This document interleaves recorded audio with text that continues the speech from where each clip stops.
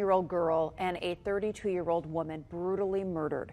Joseph Zeiler killed Robin Cornell and Lisa Story in 1990. Those murders left many inconsolable and waiting years for justice, including the friends of little Robin.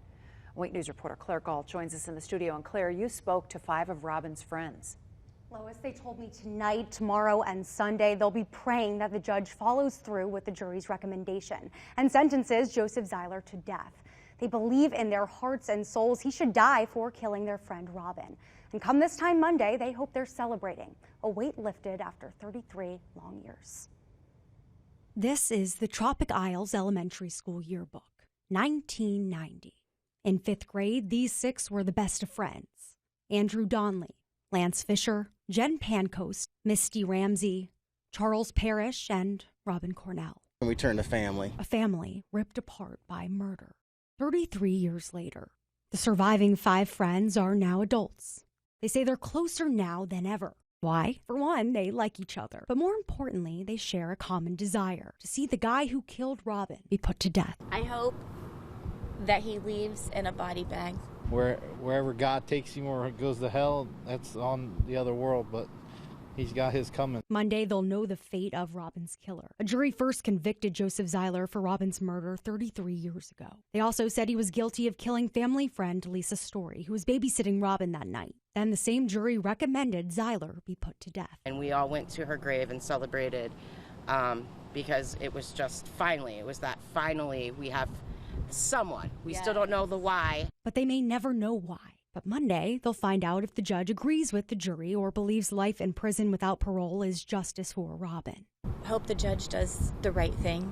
A sweet victory it's going to be. Your justice is coming just like your mama promised.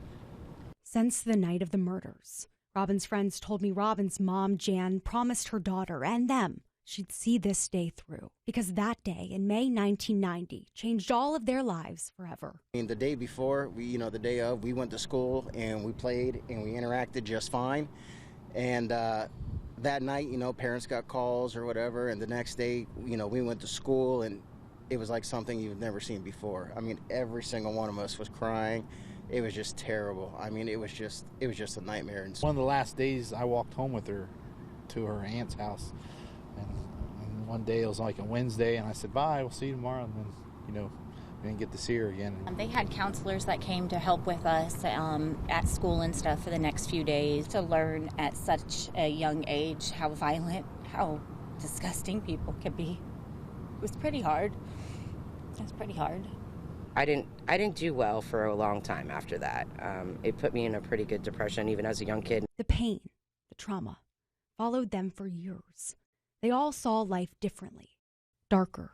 But it absolutely traumatized each and every one of us in our own way, for real. And keep your kids on a short leash. Yeah, as a parent. As oh, a absolutely. Parent yeah, you parent a lot stricter going through something like that.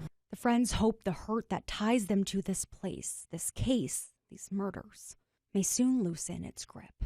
I don't think anybody will ever truly heal, but heal enough that this isn't something shadowing over us like it has been for the last 33 years.